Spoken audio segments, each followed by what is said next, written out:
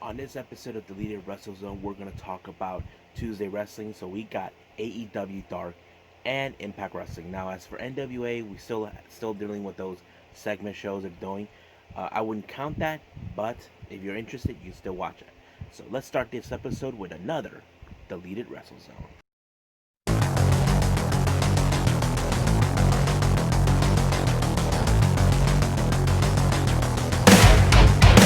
Are you ready? Get up, get up! Get up, get up! Get up, get up!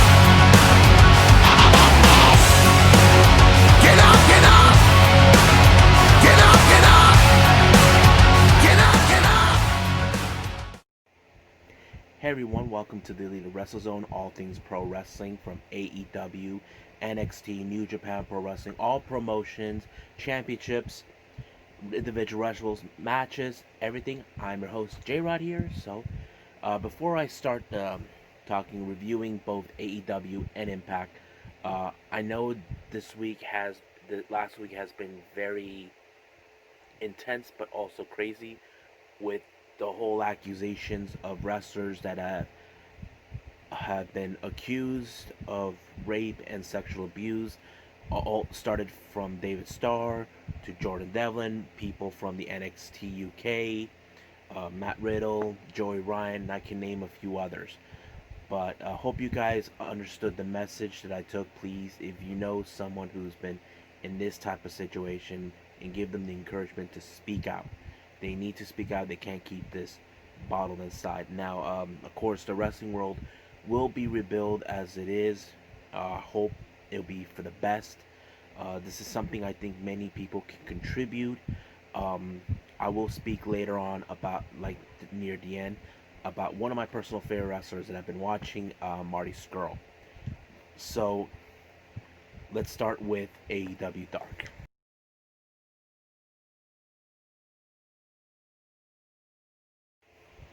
Alright, so AEW Dark had about a 9 matches stack event. Now, as you know, they normally do some matches where they have like jobbers and all that, but maybe the first half they decided not to do that. So, decided just to do jobbers and then do whatever. Now, the first match was Robert Anthony versus Brian Cage. That one went quickly. Now, Robert Anthony has been on the last 2 weeks on AEW Dark. One with Moxley, the other one with Scorpio Sky, and now with Brian Cage, and it just ended very, very quick. So I don't know what to make of it, but it's kind of interesting. So Brian Cage picked up the win.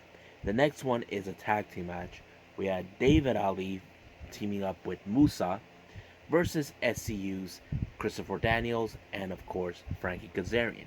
As you all know, SCU made a decision that they want to how they want to focus their career in AEW. So basically, we have the SCU, Christopher Daniels, and Kazarian will be focusing more as the part of the tag team, while Sky will be mostly focused on the singles competitors. So that's kind of a game plan. But I have to say, you cannot deny the experience that both CD and Christopher Daniels have done in previous years, starting from TNA all the way to Ring of Honor, all the way to now.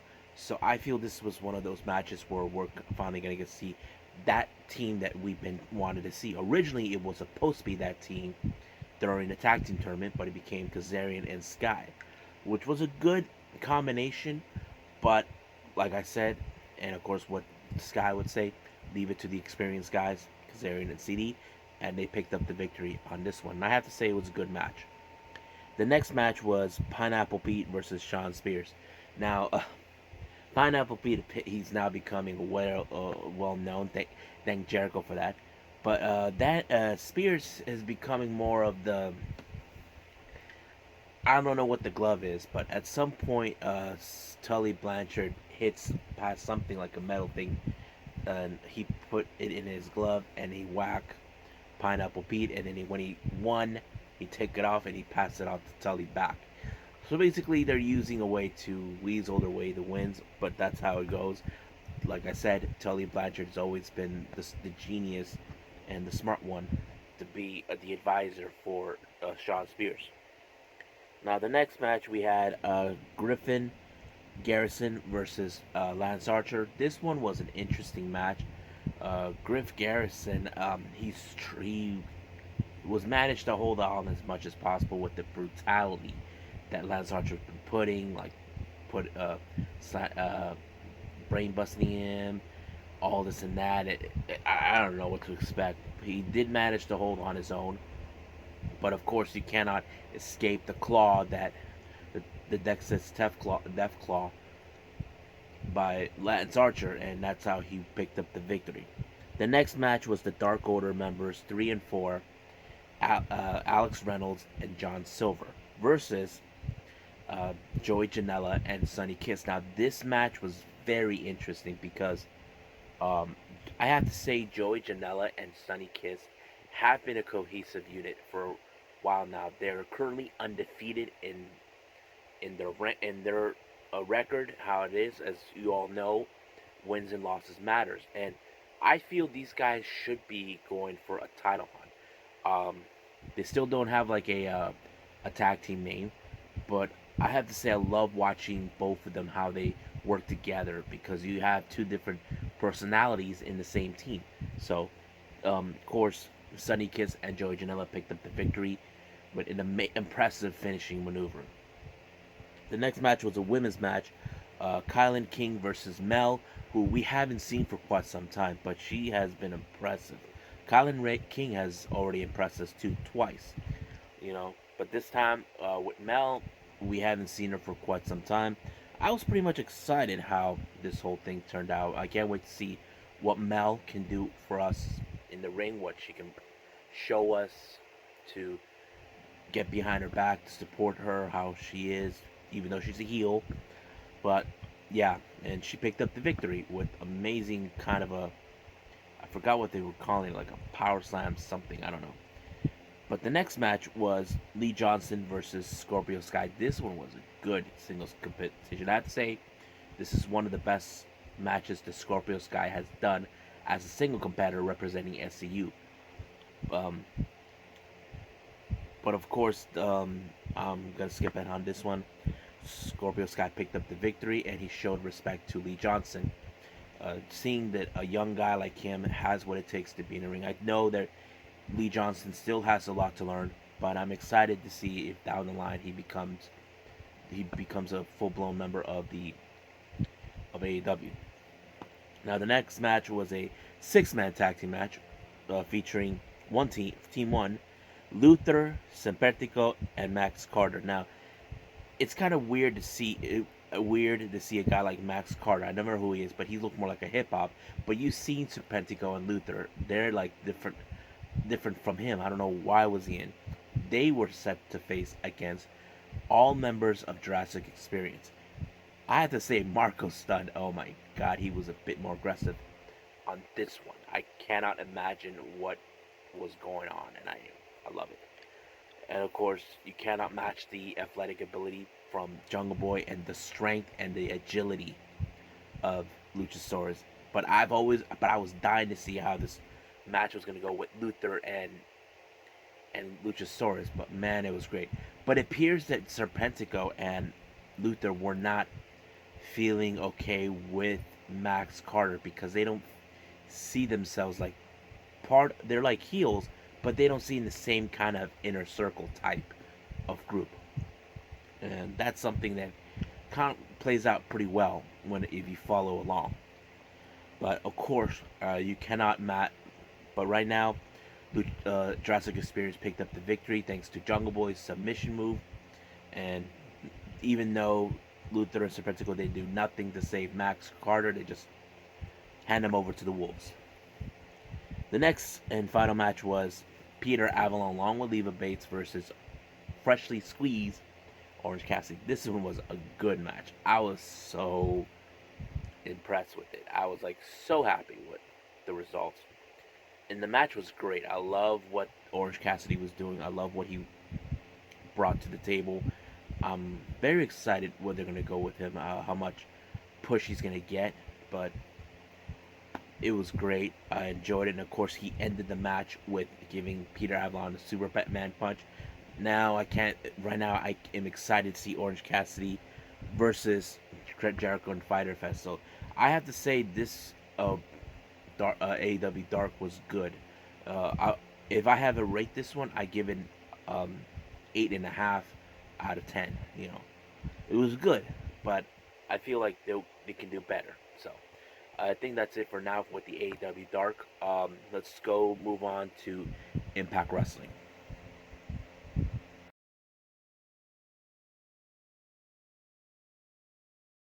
Right, so let's start with Impact Wrestling. So, of course, they always do with the recap of last week of everything else with Matt Fulton now making his appearance, and now the um, suspicious that he might have been the one that attacked Trey. But the first match of the night for Impact was Tasha Steelz along with Kiera Hogan versus Nevia along with Havoc. It was a pretty good match. I'm not gonna lie about that. It's pretty much kind of like what we were expecting for the women's division down in Impact, as we all talked about time and time again, where the Impact is currently the top, um, the best women's division outside of WWE. And I have to say, this one was one of the best ones I've seen so far, especially with Tasha, who's always been impressive, and Nevia too, now that she's in it with Impact Wrestling. And of course, if you guys don't know this, Kiera Hogan would love for Impact to bring back the Knockouts tag team title. So I'm down for that. So I'm pretty much down for that because I don't feel like WWE has legitimized the whole that much when it had Bailey and Sasha, but that's how it goes. So let's keep moving. Oh yeah. So in case you guys are wondering, Tasha won, and it was a great effort how it was. Then we go into this little busted open radio where they were interviewing Deonna Purrazzo. She was explaining how she's excited to be there, and then here comes Jordan Grace, calling her all this and that, attacking her from behind. Of course, you cannot deny Deonna Purrazzo's abilities, what she's capable of, and all this and that. Then we jump into an interview where Deonna Purrazzo was explaining herself a lot about why she's an Impact. And of course, she was interrupted by none other than Alicia Edwards, Eddie Edwards' wife, showing her that she will not find her disrespectful coming to Impact. So it was booked later on for a match against her, later on in the evening. Then they keep doing the promos and twice where they're saying that a former Impact World Champion is returning. Now, the only person I can think of that's coming back is EC3. The reason is, I think Moose has been trying to prove that he thinks he's the true champion. But you never faced a guy like EC3. And I'm thinking EC3 is gonna really make a point out of him, saying that he's not the champion. He never beat EC3, and of course, because he claims he beat everybody for the title, and regardless, he did not. So now here's the best part of that. There was supposed to be a 6-man. There was booked for a 6-man tag team match. The Deaners, along with Willie Mack versus Chris Bay and Johnny Swinger. So Swinger spent much of the night trying to find a third man to be in the team. And the person he looked for was Rich Swann.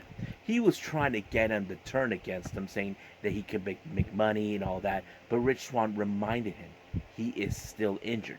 And he's not going to go up against his friend for whatever reason. So he turned him down. So Swinger had no clue what to do.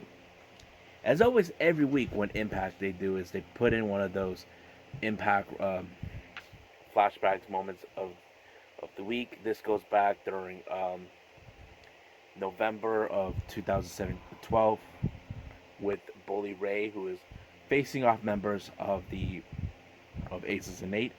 So that's kind of pretty cool to have. Now, they later on, as you all recall, the North last week were not too pleased that no one was there to cheer them. Everybody in the backstage were watching old videos of Ken Shamrock, and of course Ken Shamrock wasn't too pleased with them. So he challenged Josh Alexander for a match that he was going to prove him wrong, all this and that. So it was booked. And then we jump in with Moose. He keeps saying he is the world champion. He keeps saying, but everybody knows You're not the champion. Tessa is.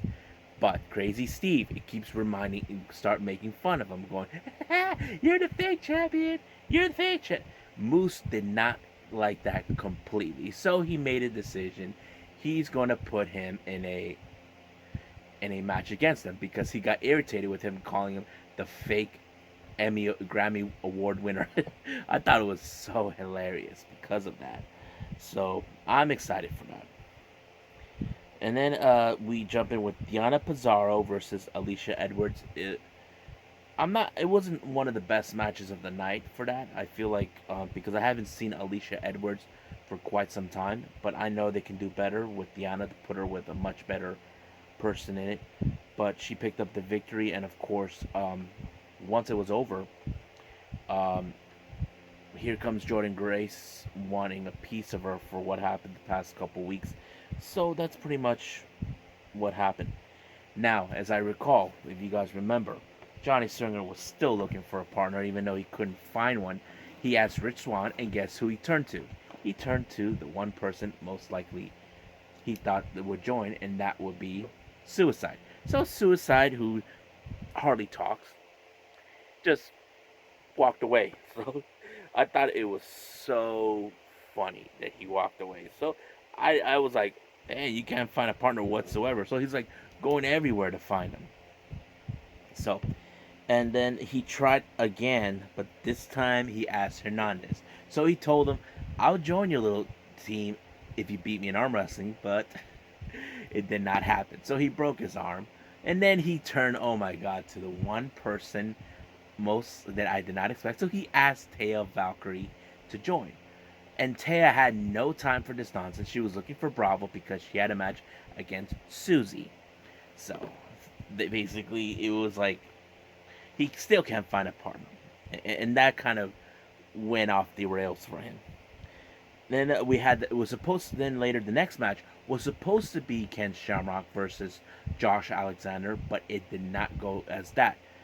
The North took him out before the start of the match. They wanted to prove a point that you don't mess with the guys like Josh Alexander and Ethan Page. So they decided to beat him.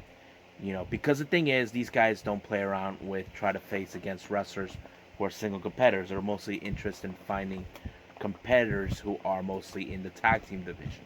That's always been their game plan, but they were unable to find anyone to face them because they're currently the longest reigning tag teams in Impact. So it kind of ended that way. Then we had the match between Taya Valkyrie and Susie. This one, I like the storyline for this one, but the match itself wasn't the match I was thinking it should be. I don't know what it was, but I'll just say it anyway. Valkyrie won, Taya won the match, but as soon as she was done, she was trash talking Susie. But here comes Kylie Ray, had enough of her, and gave her a super kick right in the face to teach her a lesson. But of course, Bravo goes, "You had no business being there," but she wasn't gonna let her, hurt her friend, So that's how it ended. And then there was an interview with Ace Austin and Mad Fulton. Well, originally it was supposed to be Mad Fulton. They wanted to know what is his relationship now with Ace Austin. Ace Austin kind of made it obvious that you don't need the interview. Look at him; he can crush anybody gets in his way. But not, and later he started talking about himself like he will be the first ever youngest Impact World Champion. So he's trying to find a way to ensure he remains as the only one there to get the title. So that's how it goes. And then they're still continuing with the whole thing of former Impact World Champions coming back. I'm kind of excited for that. Now, the interesting is, Johnny Swinger found himself a partner. But except this is one guy I don't think Chris Bay was not too fond of or too pleased with. He picked Rahit Raju out of all people. So basically, Bay was not very pleased with the idea of having him there. Reason is they haven't forgotten the last time they faced each other, and that kind of threw a Bay off the rails on this one. But the match was awesome. I like how they were going with it. It was one of the best six-man tag team matches that I am so excited to see. I was like very happy with it. Of course of the match, Bay sacrificed Rohit Raju to ensure that he picked up the victory. In order for that, so basically, Rohit Raju served this purpose, but this is far from over between Bay and Mac because Chris Bay will challenge for the X Division Championship against Willie Mackford. And then we see D'Lo Brown, as always, looking at old videos of Aces and Eight. So basically, and then he's being harassed by Reno Scum, and then here comes TJP and Fahalabal, saying that they're being disrespectful, and that they're because they will not forget what happened last week when Wentz and Dez were looking for who attacked Trey. Reno Scum pointed the finger at them, saying that it was them who did it, but of course they wouldn't appreciate that. So they booked themselves in a match against them next week. So I'm excited to see that. Now we go to the main event, which was Madman Fulton along with Ace Austin versus Eddie Edwards. This one was a good match. I'm not gonna lie. I've been a fan of Eddie Edwards for quite some time. I love his work. I love what he was doing. Of course, he's a triple Grand Slam champion, been X Division champion, tag team champion, and of course, world champion. So that's a great accomplishment from him.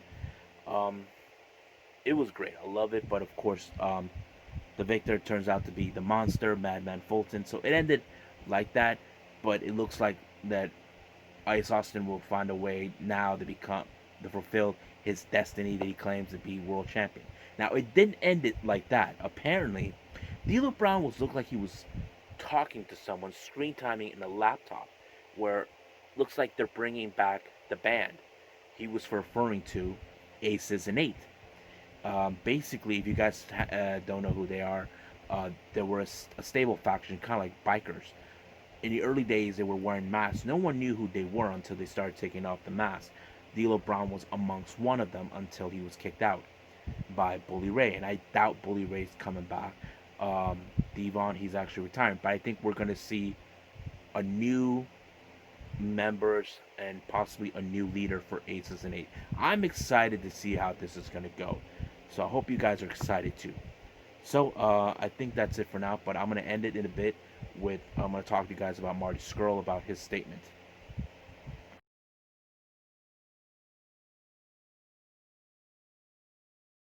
Okay, so I'm going to end this video with this thing with Marty Scurll, what's been happening. So I had to take off the shirt, it was getting hot here in my own room. As you all know, recently there was a girl that called him out about an incident that took place back in the UK. From what I understand, Marty was 26 at the time when this happened. This young girl was only 16 and intoxicated. Um, Many people are saying that what he did was inappropriate, that he took advantage of her, what she did. But he did stated that this whole thing with her was consensual, and basically he made it say that it was all legal. Now, let's pause a bit about this whole thing. As an American myself, we don't know how the laws work down there in the UK. Us Americans, we may have a different opinion about their laws are so stupid, the way they do things. We need to understand, what are those laws? What is the age limit? Here we can pretty much know because we've been hearing them time and time again, through laws and all this other stuff. But we can all agree that he did something stupid, very inappropriate on his part. It's crazy. I know if you guys have heard already, recently the guys from the Elite, Matt and Nick and Kenny, I'm assuming right now they're not too pleased with what just happened. I think they're questioning how they could have known about Marty's, you know, what he's done. I'm assuming they felt the same way about Joey as well, since they've known each other for years.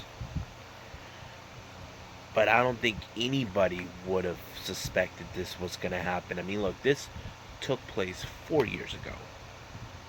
And people can say it's too late to speak out, but it's not. Sometimes we need to question our actions of the past to understand where we're at in the future. If we don't understand that, then why are we here?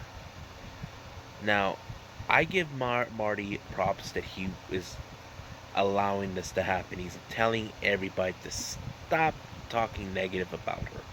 He's giving her the right to speak, but many people believe what he did was wrong, that they consider that as a criminal, but we still don't know how this is going to go on. I know many fans are very angry and very disappointed. I mean, I've been a fan of Marty for quite some time, as you know. I got the villain hat and I got the Villain Club shirt when he was with the Bullet Club. As much as I want to believe Marty that he is doing the right thing, letting happen, I don't know what to say anymore. But we can say, hopefully, somehow he can try to make this right for himself, to admit more to his apology, own up to his actions. But it's still unclear about his position with Ring of Honor. As you all know, recently he has now been placed as the lead booker for for Ring of Honor. This was a deal that they had for him to ensure he didn't leave Ring of Honor. They really wanted him. As you know, Ring of Honor has not been having a good success since the Elite left, and that's pretty much it. So I cannot speculate how this is going to affect Marty's career. Sometimes you guys are questioning now that this led to him to break up with Deonna Purrazzo, because if you guys were aware of this or not, he was dating her for 2 years, from 2017 to 2019. So it's rather unclear what happened between them, but we can only speculate or guess or assume.